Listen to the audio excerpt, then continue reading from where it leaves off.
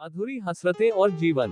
नमस्कार दोस्तों, आपके डिमांड पर फिर एक नई जानकारी लेकर हाजिर हूँ मित्रों। 4 महीने बीत चुके थे, बल्कि 10 दिन ऊपर हो गए थे, किंतु बड़े भैया की ओर से अभी तक कोई खबर नहीं आई थी कि वह पापा को लेने कब आएंगे। ये कोई पहली बार नहीं था कि बड़े भैया ने ऐसा किया हो। हर बार उनका ऐसा ही रवैया रहता है। जब भी पापा को रखने की उनकी बारी आती है, वह समस्याओं से गुजरने लगते हैं। कभी भाभी की तबीयत खराब हो जाती है, कभी ऑफिस का काम बढ़ जाता है और उनकी छुट्टी कैंसिल हो जाती है। विवश होकर मुझे ही पापा को छोड़ने मुंबई जाना पड़ता है। हमेशा की तरह इस बार भी पापा की जाने की इच्छा नहीं थी, किंतु मैंने इस ओर ध्यान नहीं दिया और उनका वह अपना मुंबई का रिजर्वेशन करवा लिया।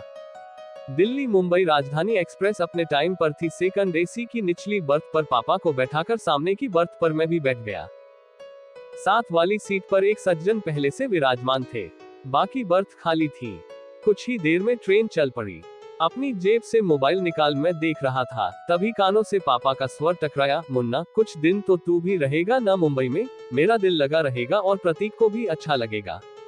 पापा के स्वर की आर्द्रता पर तो मेरा ध्यान गया नहीं। मन ही मन में खींच उठा, कितनी बार समझाया है पापा की मुझे मुन्ना न कहा करे, रजत पुकारा करे। अब मैं इतनी ऊंची पोस्ट पर आसीन एक प्रशासनिक अधिकारी हूँ। समाज में मेरा एक अलग रुतबा है, ऊंचा कद है, मान सम्मान है। बगल की सीट पर बैठा व्यक्ति मुन्ना शब्द सुनकर मुझे एक सामान्य सा व्यक्ति समझ रहा होगा। मैं तनिक जोर से बोला, पापा, परसों मेरी गर्वना के साथ मीटिंग है, मैं मुंबई में कैसे रुक सकता हूँ? पापा के चेहरे पर निराशा की बदलियां छा गई। मैं उनसे कुछ कहता, तभी मेरा मोबाइल बज उठा। ऋतु का फोन था। भर्राए स्वर में वह कह रही थी, पापा ठीक से बैठ गए ना? हाँ हाँ बैठ गए हैं, गाड़ी भी चल पड़ी है। देखो, पापा का ख्याल रखना, रात में मेडिसिन दे देना, भाभी को भी सब अच्छी तरह समझा कर आना। पापा को वहाँ कोई तकलीफ नहीं होनी चाहिए। नहीं होगी, मैंने फोन काट दिया। ऋतु का फोन था ना, मेरी चिंता कर रही होगी। पापा के चेहरे पर वात्सल्य उमड़ आया था। रात में खाना खाकर पापा सो गए। थोड़ी देर में गाड़ी कोटा स्टेशन पर रुकी और यात्रियों के शोरगुल से हड़कंप सा मच गया। तभी कंपार्टमेंट का दरवाजा खोलकर जो व्यक्ति अंदर आया, उसे देख मुझे बेहद आश्चर्य हुआ। मैं तो सोच भी नहीं सकता था कि रमन से इस तरह ट्रेन में मुलाकात होगी। एक समय रमन मेरा पड़ोसी और सहपाठी था। हम दोनों के बीच मित्रता कम और नंबरों को लेकर प्रतिस्पर्धा अधिक रहती थी। हम दोनों ही मेहनती और बुद्धिमान थे, किंतु न जाने क्या बात थी कि मैं चाहे कितना भी परिश्रम क्यों न कर लूं, बाजी सदैव रमन के हाथ लगती थी। शायद मेरी ही एकाग्रता में कमी थी। कुछ समय पश्चात पापा ने शहर के पॉश एरिया में मकान बनवा लिया। मैंने कॉलेज चेंज कर लिया और इस तरह रमन और मेरा साथ छूट गया। 2 माह पूर्व एक सुबह मैं अपने ऑफिस पहुंचा। कॉरिडोर में मुझसे मिलने के लिए काफी लोग बैठे हुए थे। बिना उनकी ओर नजर उठाए मैं अपने केबिन की ओर बढ़ रहा था। यकायक एक व्यक्ति मेरे सम्मुख आया और प्रसन्नता के अतिरेक में मेरे गले लग गया। रजत यार, तू कितना बड़ा आदमी बन गया, पहचाना मुझे? मैं रमन, मैं सकपका गया। फीकी सी मुस्कुराहट मेरे चेहरे पर आकर विलुप्त हो गई। इतने लोगों के सम्मुख उसका अनौपचारिक व्यवहार मुझे खल रहा था।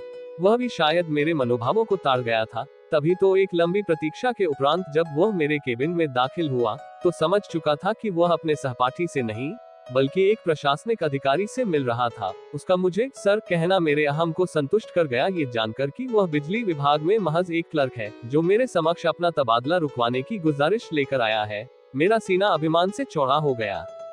कॉलेज के प्रिंसिपल और टीचर्स तो क्या, मेरे सभी कलीग्स भी यही कहते थे कि एक दिन रमन बहुत बड़ा आदमी बनेगा। आज मैं कहां से कहां पहुंच गया और वह पिछली स्मृतियों को पीछे धकेल मैं वर्तमान में पहुंचा तो देखा, रमन ने अपनी वृद्ध मां को साइड की सीट पर लिटा दिया और स्वयं उनके करीब बैठ गया। एक उड़ती सी नजर उस पर डाल मैंने अखबार पर आंखें गड़ा दी। तभी रमन बोला, नमस्ते सर, मैंने तो देखा ही नहीं कि आप बैठे हैं। मैंने नम्र स्वर में पूछा, कैसे हो रमन? ठीक हूँ सर। कोटा कैसे आना हुआ? छोटी बुआ की बेटी की शादी में आया था, अब मुंबई जा रहा हूँ। शायद आपको याद हो, मेरा एक छोटा भाई था। दोस्तों, अगर आप चैनल पर नए हो तो अवश्य सब्सक्राइब करिए, लाइक करिए और कैसी लग रही है ये जानकारी कमेंट करके बताइएगा। छोटा भाई, हाँ याद आया, क्या नाम था उसका? मैंने स्मृति पर जोर डालने का उपक्रम किया, जबकि मुझे अच्छी तरह याद था कि उसका नाम हरीश था। सर, आप इतने ऊंचे पद पर हैं, आए दिन हजारों लोगों से मिलते हैं, आपको कहाँ याद होगा? हरीश नाम है उसका सर। पता नहीं उसने मुझ पर व्यंग्य किया था या साधारण रूप से कहा था, फिर भी मेरी गर्दन कुछ तन सी गई। उस पर एहसान सा लादते हुए मैं बोला, देखो रमन, यह मेरा ऑफिस नहीं है, इसलिए सर कहना बंद करो और मुझे मेरे नाम से पुकारो। हाँ तो तुम क्या बता रहे थे? हरीश मुंबई में है। हाँ रजत, उसने वहाँ मकान खरीदा है। 2 दिन पश्चात उसका गृह प्रवेश है। 4-5 दिन वहाँ रहकर मैं और अम्मा दिल्ली लौट आएंगे। इस उम्र में इन्हें इतना घुमा रहे हो? अम्मा की आने की बहुत इच्छा थी। इंसान की उम्र भले ही बढ़ जाए, इच्छाएं तो नहीं मरती ना। हाँ ये तो है। पिताजी कैसे हैं? पिताजी का 2 वर्ष पूर्व स्वर्गवास हो गया था। अम्मा ये दुख झेल नहीं पाई और उन्हें हार्ट अटैक आ गया था। बस तभी से वह बीमार रहती हैं। अब तो अल्जाइमर भी बढ़ गया है, तब तो उन्हें संभालना मुश्किल होता होगा। क्या करते हो? 6-6 महीने दोनों भाई रखते होंगे। ऐसा पूछकर मैं शायद अपने मन को तसल्ली दे रहा था। आशा के विपरीत रमन बोला, नहीं नहीं, मैं तो ऐसा सोच भी नहीं सकता। अम्मा शुरू से दिल्ली में रही है, उनका कहीं और मन लगना मुश्किल है। मैं नहीं चाहता इस उम्र में उनकी स्थिति पेंडुलम जैसी हो जाए, कभी इधर तो कभी उधर। कितनी पीड़ा होगी उन्हें ये देखकर कि पिताजी के जाते ही उनका कोई घर ही नहीं रहा, वह हम पर बोझ है। मैं मुस्कुराया। रमन, इंसान को थोड़ा व्यवहारिक भी होना चाहिए। जीवन में सिर्फ भावुकता से काम नहीं चलता है। अक्सर इंसान दायित्व उठाते उठाते थक जाता है और तब ये विचार मन को उद्वेलित करने लगते हैं कि अकेले हम ही क्यों माँ बाप की सेवा करें, दूसरा क्यों न करे। पता नहीं रजत, मैं जरा पुराने विचारों का इंसान हूँ। मेरा तो यह मानना है कि हर इंसान की करनी उसके साथ है। कोई भी काम मुश्किल तभी लगता है जब उसे बोझ समझकर किया जाए। माँ बाप क्या कभी अपने बच्चों को बोझ समझते हैं? आधे अधूरे कर्तव्यों में कभी आस्था नहीं होती रजत, मात्र औपचारिकता होती है। और सबसे बड़ी बात, जाने अनजाने हमारे कर्म ही तो संस्कार बनकर हमारे बच्चों के द्वारा हमारे सम्मुख आते हैं। समय रहते ये छोटी सी बात इंसान की समझ में आ जाए तो उसका बुढ़ापा भी संवर जाए। मुझे ऐसा लगा मानो रमन ने मेरे मुख पर तमाचा जड़ दिया हो। मैंने शब्द मौन सोने का उपक्रम करने लगा, किंतु नींद मेरी आंखों से अब कोसों दूर हो चुकी थी। रमाशंकर की बातें मेरे दिलो दिमाग में हथौड़े बरसा रही थी। इतने वर्षों से संचित किया हुआ अभिमान पल भर में चूर चूर हो गया था। प्रशासनिक परीक्षा की तैयारी के लिए इतनी मोटी मोटी किताबें पढ़ता रहा, किंतु पापा के मन की संवेदनाओं को, उनके हृदय की पीड़ा को नहीं पढ़ सका। क्या इतना बड़ा मुकाम मैंने सिर्फ अपनी मेहनत के बल पर पाया है? नहीं, इसके पीछे पापा मम्मी की वर्षों की तपस्या निहित है। आखिर उन्होंने ही तो मेरी आंखों को सपने देखने सिखाए, जीवन में कुछ कर दिखाने की प्रेरणा दी। रात्रि में जब मैं देर तक पढ़ता था तो पापा भी मेरे साथ जागते थे कि कहीं मुझे नींद ना आ जाए। मेरे इस लक्ष्य को हासिल करने में पापा हर कदम पर मेरे साथ रहे और आज जब पापा को मेरे साथ की जरूरत है तो मैं व्यवहारिकता का सहारा ले रहा हूँ। 2 वर्ष पूर्व की स्मृति मन पर दस्तक दे रही थी। हार्ट अटैक आने के बाद मम्मी बीमार रहने लगी थी। एक शाम ऑफिस से लौटकर मैं पापा मम्मी के बेडरूम में जा रहा था, तभी अंदर से आती आवाज से मेरे पांव ठिठक गए। मम्मी पापा से कह रही थी, इस दुनिया में जो आया है वह जाएगा भी, कोई पहले तो कोई बाद में। इतने इंटेलेक्चुअल होते हुए भी आप इस सच्चाई से मुंह मोड़ना चाह रहे हैं। मैं क्या करूं यारा, तुम्हारे बिना अपने अस्तित्व की कल्पना भी मेरे लिए कठिन है। कभी सोचा है तुमने कि तुम्हारे बाद मेरा क्या होगा?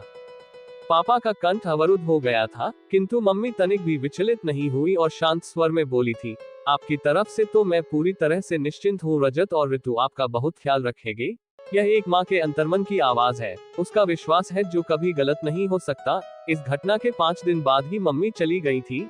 कितने टूट गए थे पापा, बिल्कुल अकेले पड़ गए थे। उनके अकेलेपन की पीड़ा को मुझसे अधिक मेरी पत्नी ऋतु ने समझा।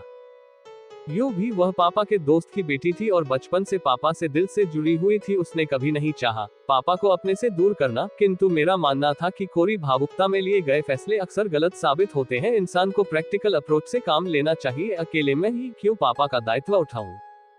दोनों बड़े भाई क्यों न उठाए?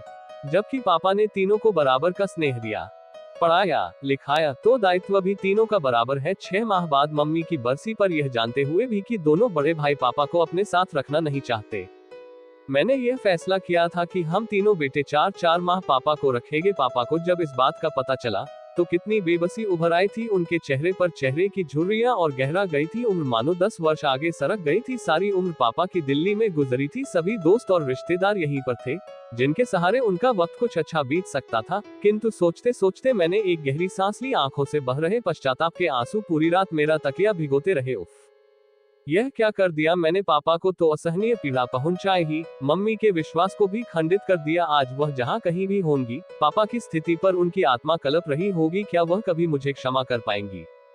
रात में कई बार अम्मा का रमन को आवाज देना और हर बार उसका चेहरे पर बिना शिकन लाए उठना मुझे आत्मविश्लेषण के लिए बाध्य कर रहा था। उसे देख मुझे एहसास हो रहा था कि इंसानियत और बड़प्पन हैसियत की मोहताज नहीं होती, वह तो दिल में होती है। अचानक मुझे एहसास हुआ मेरे और रमन के बीच आज भी प्रतिस्पर्धा जारी है, इंसानियत की प्रतिस्पर्धा, जिसमें आज भी वह मुझसे बाजी मार ले गया था। पद भले ही मेरा बड़ा था, किंतु रमन का कद मुझसे बहुत ऊंचा था। गाड़ी मुंबई सेंट्रल पर रुकी तो मैं रमन के करीब पहुंचा। उसके दोनों हाथ थाम मैं भावुक स्वर में बोला, रमन मेरे दोस्त, चलता हूँ, ये सफर सारी जिंदगी मुझे याद रहेगा। कहने के साथ ही मैंने उसे गले लगा लिया। आश्चर्य मिश्रित खुशी से वह मुझे देख रहा था। मैं बोला, वादा करो, अपनी फैमिली को लेकर मेरे घर अवश्य आओगे। आऊंगा, क्यों नहीं, आखिर इतने वर्षों बाद मुझे मेरा दोस्त मिला है। खुशी से उसकी आवाज कांप रही थी। अटैची उठाए पापा के साथ मैं नीचे उतर गया। स्टेशन के बाहर मैंने टैक्सी पकड़ी और ड्राइवर से एयरपोर्ट चलने को कहा। पापा हैरत से बोले, एयरपोर्ट क्यों? भावुक होकर मैं पापा के गले लग गया और रुंधे कंठ से बोला, पापा मुझे माफ कर दीजिए, हम वापस दिल्ली जा रहे हैं, अब आप हमेशा वहीं अपने घर में रहेंगे। पापा की आंखें नम हो उठी और चेहरा खुशी से खिल उठा। जुग जुग जियो मेरे बच्चे। वह बुदबुदाए। कुछ पल के लिए उन्होंने अपनी आंखें बंद कर ली, फिर चेहरा उठाकर आकाश की ओर देखा। मुझे ऐसा लगा मानो वह मम्मी से कह रहे हो, देर से ही सही, तुम्हारा विश्वास सही निकला। आप किस राह पर हैं? सोचिए जरूर, विचारणीय है। दोस्तों, अगर आप चैनल पर नए हो तो अवश्य सब्सक्राइब करिए, लाइक करिए और कैसी लगी ये जानकारी कमेंट करके बताइएगा। जय हिंद, जय भारत।